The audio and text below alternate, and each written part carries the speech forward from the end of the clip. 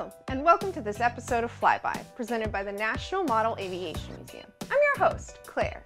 Maybe you're not a modeler, but have recently come across a model airplane or airplanes and want to know more about model aviation. We're here to help. In this video, we're going to touch on the basics of modeling and help you identify what you have found.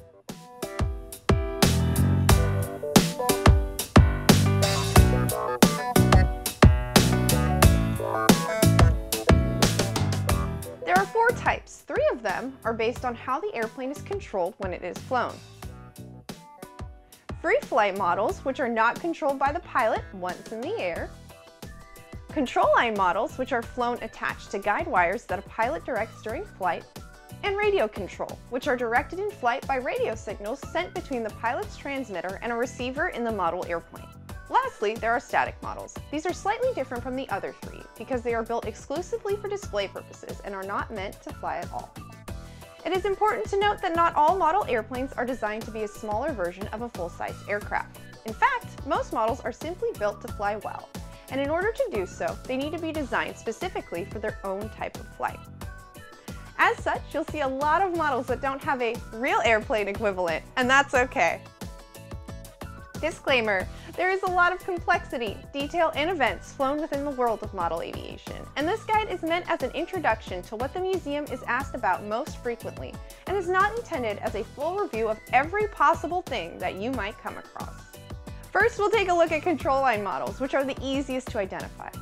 These models generally will have one or more wires protruding out of one of the wings or one side of the fuselage.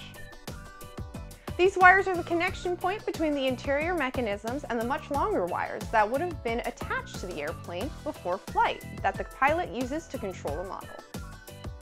If these wires have been removed, the holes where they were can still be seen. Typically, the control line models that people find will be of one of three types: control line models flown simply for fun, control line stunt models, and control line racing models. It's important to note that control line models will generally only have a hinged and movable elevator, so there will be no discernible rudder or ailerons. Although, to be technical, more modern control line stunt models do have flaps. Next, we'll be investigating radio control models. They are often easy to identify. If you're lucky, the radio control equipment will still be installed, but if it is not, then the platform and spaces where the equipment was will still be able to be seen, or there will be rods connected to various parts that hang down, but when wiggled, make what it is connected to move.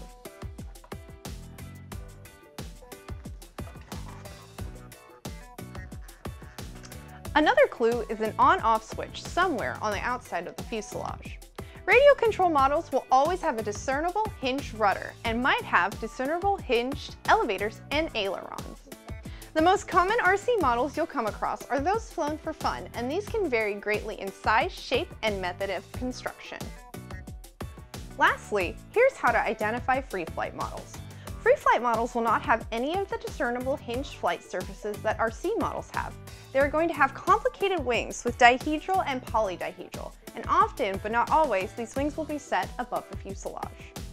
Some free flight models use rubber bands, called a rubber motor, as a power source, but the motor isn't generally stored in the model. To tell if a free flight model should have a rubber motor, check to see if the propeller is set into a block in the nose and can be pulled out. The back of this block will have a free turning hook installed. Some free flight models, and some RC as well, don't have an engine or propeller at all. There are several types of these aircraft, which are called gliders. A tow-line glider will have a hook under the fuselage, whereas hand-launched gliders will not, although there might be a small notch in one wing. However, if there is no apparent power source for the model, or the installed power source appears to be fake, you might have a static model. Earlier static models were often homemade and whittled from blocks of wood, whereas more modern static plastic models are frequently built from snap-together kits. As a result, plastic models tend to be the most common type of static models around. Details about the model's history can be found in various places. First, look under the wing if it is removable, the underside of the fuselage, or in the cockpit for an ID label. If one is present, this label will provide basic information like the name of the person who flew the model, where they were from, the size of the engine, and sometimes what radio frequency it was on. The address of the AMA given on the label, as well as the logo and graphic layout, can often date the model to a range of years. Check out the museum's History Project for the relevant information on the history of the AMA and see if you can make a match between the logo on the plane and when it was in use. The numbers and information on the wings of a scale model are often replicas of what is on the full-scale aircraft, but if it isn't a scale model, then the number on the wing might be an AMA number.